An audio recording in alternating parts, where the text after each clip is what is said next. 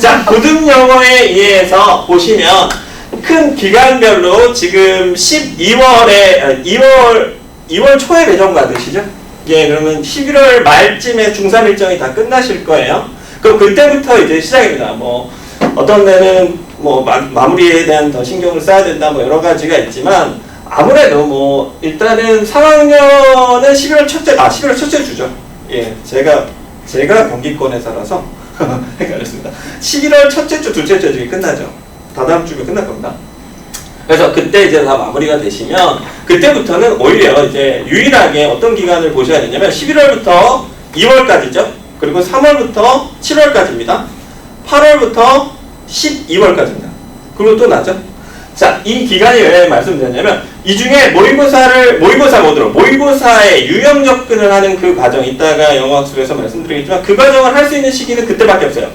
즉 다시 말해서 지금 11월부터 2월까지 모의고사 모드입니다. 단어 준비시키고 유형을 알게 해주고 실전 모의고사를 가서 뭐 학생의 수준마다 다르겠죠. 실전을 봐야 되는 친구, 단어를 해서 듣기부터 해야 되는 친구, 단어랑 듣기를 해야 되는 친구, 구문 연습을 문법에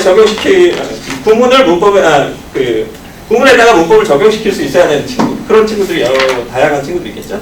그 다음부터 3월부터 7월까지 내신입니다. 내신이 스타트가 되면요 거의 안 끝나요. 계속 내신만 해요. 반복이죠. 근데 그 시드를 얼마나 많이 모았느냐가 3월에 보면 바로 나타나요. 그러니까 우리가 저희 1년 동사 듣는다고 하잖아요. 그러니까 3월에 아이들이 정말 와서 열심히 해요. 난 노베이스예요 선생님. 그럼에도 불구하고 열심히 하고 따라오고, 왜냐면 모의고사 모드에서 모의고사 문제를 풀 때 3등급이 안 나온 친구들이 많아요. 근데 문제를 뭐부터 푸는지 몰라요. 그러면 듣기에서도 심지어 문제가 나눠져 있고 독해에서도 당연히 나눠져 있고요. 그러니까 네 수준이 어느 정도면 어떤 몇 번을 풀어야 되라고 지시하고 그것만 연습을 시킵니다. 그럼 등급 나와요. 나와야 되는 등급, 그러니까 3등급이 일단 유의미한 등급이 3등급이기 때문에 3등급을 내기 위한 프로젝트가 있어요. 그래서 그거에 대한 준비를 시키고요. 그걸 열심히 해서 많이 소기의 목적을 달성한 친구들은 내신에서도 그런 역량이 보여집니다. 그래서 한 학기가 끝나죠. 그러면 7, 8월에 잠깐 합니다. 거의 못한다고 보셔야 돼요. 잠깐 합니다.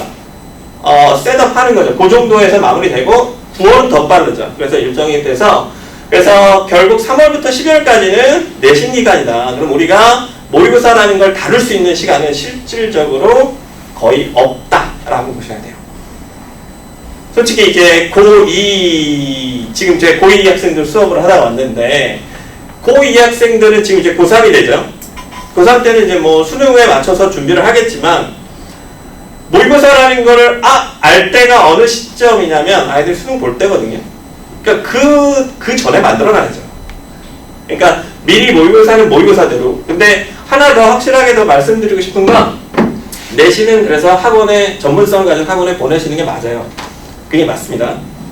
그래서 빨리 보내셨으면 하고요. 그리고 다만 수능은 어머님들이 관리를 해주셔야 돼요. 모의고사는요. 최저를 이 친구가 마치고 있는가. 최저를 어차피 쓰셔야 돼요. 쓰실 건데 뭐 입학 설명, 입시 설명이 아니기 때문에 아이가 모의고사 성적은 어머니가 해주신다. 이렇게 이해하셔야 돼요. 꼭 하셔야 돼요. 성적표 보고 이 어머니가 성적표 보실 줄 아셔야 되고 아이한테도 알려주셔야 돼요. 이 문제는 어떻게 틀렸고가 나와 있거든요. 다 설명 나와 있어요. ABCD를. 그래서 그게 물론 선생님하고 학습이니까 학습하는 게 아니라 선생님들한테는 오히려 좀 내신적으로, 물론 모의고사 모드가 됐을 땐 하겠지만 어머님께서도 반드시 기억하셔야 될 게 내가 모의고사 성적표를 볼 줄 알아야겠다. 특히 첫째 자녀 두신 분들은 꼭 기억하세요. 네. 그 다음 두 번째는 이제 애티튜드 스타일가 제일 큽니다. 애티튜드라는 저 단어가요, 태도죠. 그죠? 네, 고마워요. 자, 마음가짐 태도입니다. 제가 좋아하는 이제 영화 번역가가 있어요. 이미도 씨라고요. 이미도 씨가 쓴 책에서 나왔던 글인데, 알파벳을 A를 1점, B를 2점, C를 3점 이렇게 두잖아요. 그랬을 때 단어들마다 점수가 나올 수 있겠죠. 그 단어들 중에 유일하게 0단어 중에 100점이 나오는 단어가 저 한 단어입니다. 애티튜드예요. 그러니까 97.6점 잘했죠. 90점 잘했죠. 85점 잘한 거예요. 근데 100점의 차이는 그겁니다. 애티튜드예요. 내가 어떤 마음을 갖고 이 자리에 앉아있네요. 근데 그 마음을 잡는 건 여학생들이 정말 잘해요. 혹시 이제 자녀분께서 따님이시라면 믿어주세요. 잘할 겁니다. 욕심 있을 겁니다. 그렇기 때문에 저 애티튜드가 어떤 실력의 차이를 만드냐, 경험과 훈련의 결과를 만들어주냐를 차이 짓게 합니다. 저는 고등학교 내지는요, 경험과 훈련의 결과라고 100% 확신한다. 그러니까 아이들이 내신할 때요, 제일 중요한 게 내가 뭔가에 대한 투자를 하고 시간을 써서 결과물을 얻었어. 이 경험이 생기는 거예요. 이 경험을 만들어주는 게 제일 핵심입니다. 그래서 아이들이 그런 애티튜드에 대한 전환이 필요하다라고 좀 이해해 주시면 좋을 것 같고요. 자, 예비고1 학습법 말씀드리겠습니다. 예비고1 듣기는요, 듣기는 만약에 조금 준비가 안 되셨으면, 일단은 바로 시작하셔야 됩니다. 제일 좋은 첫 번째 교재는 모의고사입니다. 모의고사 교재가 가장 좋고요. 일단 3월 거부터 차츰차츰 연습하시고, 이렇게 연합교재로 나와 있어요. 묶음으로 나와 있어요. 기출, 3개년 기출, 4개년 기출, 5개년 기출 이렇게 나와 있거든요. 그 듣기만, 그래서 하시는 게 가장 좋고요. 교재를 이렇게 이게 동명 교재입니다. 자, 저렇게 교재를 준비하셔서 저런 거를 하나씩 유형을 읽어가면서 보셔도 좋고요. 듣기는 저 친구가 나보다 듣기를 잘하는 이유는 먼저 많이 들어봤기 때문이에요. 그렇기 때문에 시간을 썼기 때문이에요. 그래서 듣기는 반드시 시간 소요가 필요하고, 솔직히 학원 내에서 내신 기간에 포함되지 않는 이상 집중적으로 다뤄주기는 어려워요. 그렇기 때문에 듣기가 자기 점수를 비교했을 때 꼭 확인해 보셔야 되고요. 시간이 꼭 필요하다, 속도에 적응해야 된다, 유형을 파악해야 된다.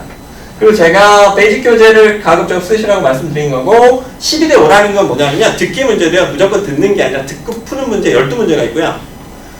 다 들었는데도 틀린 문제가 있거든요. 다 알아들었어요. 다 알아듣는데 틀려요. 그게 말하기 문제예요. 자, 이게 이렇게 들었으면 뭐라고 말해야 돼를 묻는 질문가 5개가 있어요. 그럼 아이들이 듣기에서 한두 문제 틀려요. 그러면 어디 딱 틀리는 게 보면 그 계산 문제 아니면 말하기 문제입니다. 하나씩 2개씩 틀린 친구는요. 그러니까 유형 자체를 모르고 있기 때문에 이것이 말하기다라는 유형을 몰라서 틀린 경우가 많습니다. 그래서 이렇게 듣기를 만점을 확실하게 받아주지 못하는 친구들은 반드시 그런 점검을 받을 필요가 있고요. 12개 미만, 17문제 중에서 12개 미만으로 나오면 딕테이션 적극적으로 쓰셔야 되고요. 스크립트 써도 됩니다. 왜냐하면 해석 자체 연습이 필요한 친구라고 보여집니다. 자, 그래서 듣기 교재는 이 정도로 보여지고요. 질문인데, 동명에서 듣기 그 문제 수준이 그냥 저희 모의고사 풀어서 만점 받으면 될 수준으로만 하면 돼요? 그쵸. 아니면 더 변형해서? 아니요, 변형이 그렇게 일어나진 않고요. 크게 일어나지 않고, 문제가 일반 모의고사 어떤 유형의 문제가 아니라는 부분을 말씀드린 거고, 난이도가 높진 않아요. 예, 그렇게 수준이 높거나 그러진 않아요. 기본적인 듣기 만점이 좀 원활하게. 근데 제가 항상 그 기준점을, 1학년 기준점을 3월에 두시면 안 돼요.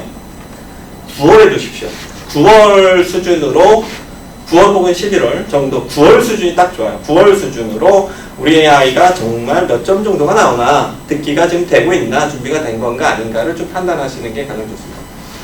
그래서 딕테이션 실리 미치면, 12개 미치면 딕테이션을 활용하시고, 12개 이상이면 반드시 유형 점검을 받으셔야 된다. 이렇게 기억하시면 좋을 것 같아요. 듣기는 지금이 아니면 정말 시간 없습니다. 정말 없어요. 예, 듣기는 이 정도로 보여주시고요.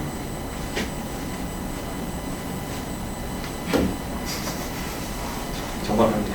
자, 두 번째는 어휘입니다. 저희가 지금 제가 이 클래스카드 저희 홈페이지를 지금 사진을 실었는데, 어휘라는 건 아까도 말씀드린 대로 고등영어는 어휘가 물론 기본 영어가 어휘가 탄탄하면 좋아요. 절대 나쁘지 않습니다. 그 1대1로 뜻, 그리고 뭐 잊어먹어요, 뭐 몇십 개 외워요, 이런 거에 크게 지속 가능해야 되거든요. 아까 말씀드린 훈련이에요. 그렇기 때문에 나 오늘 몇 개 외웠어 이거 아무 소용 없어요. 문장에다 적용을 못하면 아무 소용 없고, 다음날 시험에서 적용을 못하면 아무 소용이 없는 거죠. 그렇기 때문에 이거는 반복적으로 지속적으로 계속 할 수 있어야 돼요. 그 구조가 이제 학원에서 찾은 건 클래스 카드입니다. 온라인으로 해요. 그래서 뭐 내신범위면 내신범위, 복화집이 있는 경우는 복화집을 준비시킵니다. 예, 그렇게 생각해 주시면 되고, 그래서 아까도 말씀대로 9월 모평 기준으로 현재 위치, 자기가 몇 점 선인가, 독해가 28문제 중에 몇 개를 맞고 있는가, 몇 번을 틀렸는데 선생님 나는 이걸 왜 틀린 걸까요? 라고 질문할 수 있어야 돼요. 그럼 나옵니다. 몇 개 틀렸으면 아, 이 친구는 뭐를 준비해야 되는구나, 뭐가 부족하구나가 나오겠죠. 그래서 어휘라는 건 너무 단기간에 뭔가 갑자기 빡 없습니다. 절대로 없고 꾸준하게 할 수 있는 플랫폼을 찾으시는 게 제일 정확하신 거라고 보여주시고요. 지금 단계에서는 지금 뭐 학원에서 아마 예비 고일들이 들어오게 되면 바로 클래스 카드를 하시면서 전부 영어과는 다 진행하는 걸로 알고 계시고요. 만약에 조금 텀을 두고 싶다라고 하시면 저는 그냥 무조건 기초어예요. 기초어를 보시고 단어를 보시면 친구야, 단어가 있으면 단어를 찾아봤지. confront를 만약에 찾았어? 그럼 confront 밑에 바로 뭐가 나오지? 단어 밑에? 한글 뜻이 나오죠. 그 다음 바로 밑에 뭐가 나오게? 응? 바로 예문 나와? 설마? 뭐 일단 그렇지. 읽어야지. 그치? 단어 나와요. 단어 나오고 뜻 나오고 발음 나옵니다. 그 다음 품사 나오고 예문 나와요. 그러니까 이 순서예요. 그러니까 단어를 뭐 오감 사용해서 외운다고 그러죠. 그러니까 아이들이 많이 안 읽어요. 정말 많이 안 읽어요. 제가 암기 테스트를 만약에 하는 경우가 있어요. 스피킹 같은 경우는 어떤 라이팅 과제를 하고 나서 아이들이 그 라이팅을 제출해요. 학교에서 써서 제출을 합니다. 제출하고 나면 그거를 외워서 말하는 게 스피킹이에요. 수행평가로. 그럼 이제 그걸 외우게 하죠. 그랬을 때 스피킹으로 이제 외우게 했을 때 아이들이 되게 낯설어요. 왜냐면 이 친구들 많이 읽지 않으니까. 근데 단어는요, 소리 낼 때, 지 소리를 지가 들었을 때 제일 잘해줍니다. 근데 아이들이 많이 안 읽어요. 근데 클래스 카드가 그 부분을 대처를 하더라고요. 읽어야 되거든요. 읽어야 되는 과정이 필요하고, 근데 아이들이 뭐 물론 많이 안 읽는 경우도 있어요. 여학생들은 되게 잘 읽어줍니다. 남학생들은요, 궁금하고요. 자, 그래서 예, 클래스 카드를 좀 저희가 적극적으로, 물론 프로그램에 대한 안내가 조금 더 필요하겠지만 지금 요 정도. 그래서 저희가 뭐 스피킹이나 어떤 범위 내의 단어들, 시각이나 촉각이나 이렇게 터치를 하면서 하기 때문에, 그리고 읽어서 예문을 또 활용할 수 있는 구조도 돼 있는 형태다. 그래서 지속 가능한 연습을 해주셔야 되고, 어휘는 9월 기준으로 평가를 좀 해보시면 좋을 것 같아요. 그리고 만약에 어휘집을 준비하실 거면 기초 어휘로 해주세요. 그러니까 고등어, 그러니까 막 수능 어휘 막 다루고 어디까지 했어, 뭐 모의고사 고3 거까지 풀었어, 뭐 이렇게 얘기하는데 풀 줄 아는 거예요. 풀어본 거예요. 그러니까 그게 내 내신에 그대로 적용될 거라는 생각을 하면 안 돼요. 그러니까 그런 방식으로, 그러니까 뭐 이렇게 조금 겉핥기식으로 한 거죠. 그러니까 해봤다라는 경험이 아니라 자기가 이거를 어떻게 알아야 되지 고민을 해야 돼요. 고민을 하고 왜이지, 이걸 어떻게 하면 내가 더 쉽게 접근할 수 있지를 꼭 파악하는 자세로 공부를 하셔야 됩니다. 자, 문법은요, 문법도 마찬가지입니다. 어휘도 고등 기본 어휘에 대한 숙지가 좀 더 필요하다라고 생각이 됐고요. 문법도 마찬가지입니다. 이제 용어를 거의, 문법이라는 용어를 거의 안 써요. 이제 결국 문법과 어법의 차이는요, 문법은 규칙이고 어법은 문장에 집어넣을 수 있어야 돼요. 문장에서 판단하는 겁니다. 문장에 넣을 수 있는, 문장에 적용할 수 있는가를 확인하는 건데, 중학교 때는 한두 개만 나와요. 그러니까 구문법 알면 나 알았어. 그러니까 당연히 구문법 문제만 풀리죠. 투정사 배우면 투정사 문제만 푸니까. 근데요, 고등학교 과정은요, 갑자기 뭐지? 하고 나와요. 이걸 알아야 된대요. 그러니까 전체를 윤곽을 틀고 있어야 돼요. 근데 그 어법 범위가 되게 많은 건 아니거든요. 그렇기 때문에 기본 대신 기본 틀을 갖고 있는 친구와 기본 틀을 갖고 있는 친구의 속도와 그렇지 않은 친구의 속도는 다릅니다. 그렇기 때문에 물론 그 친구도 커버는 가능하죠. 그 중요한 중심이 본인 의지입니다. 그거에 따라서 시간이 얼마나 단축되느냐를 묻는 거예요.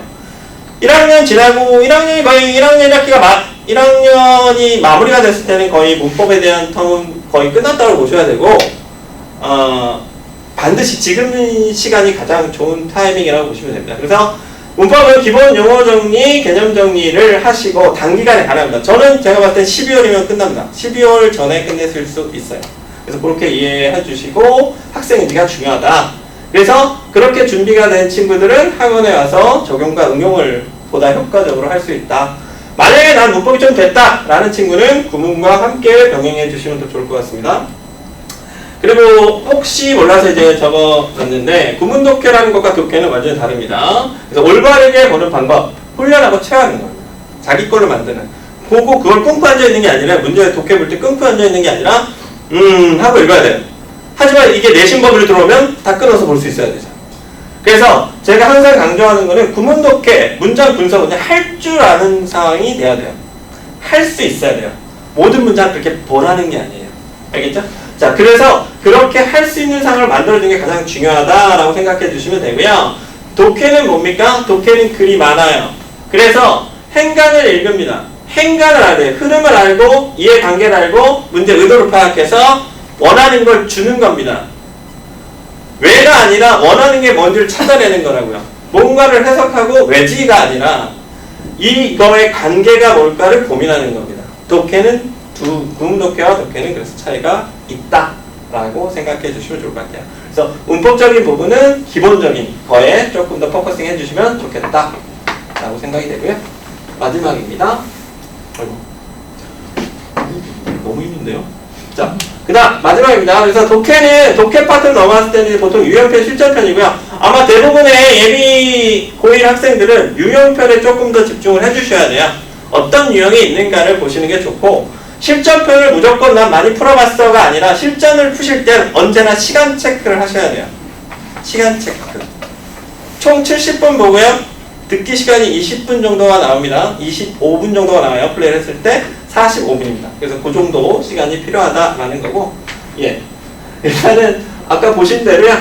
예. 요렇게 문법 요 단락까지가 이제 중등 과정에서 기본적으로 세팅이 됐을 때 유리한 과정. 학원 왔을 때 지금 어떤 그 학원에 대한 효과치를 가장 많이 볼 수 있는 상황이 아이들이 이 단계까지 왔을 때라고 보시면 됩니다.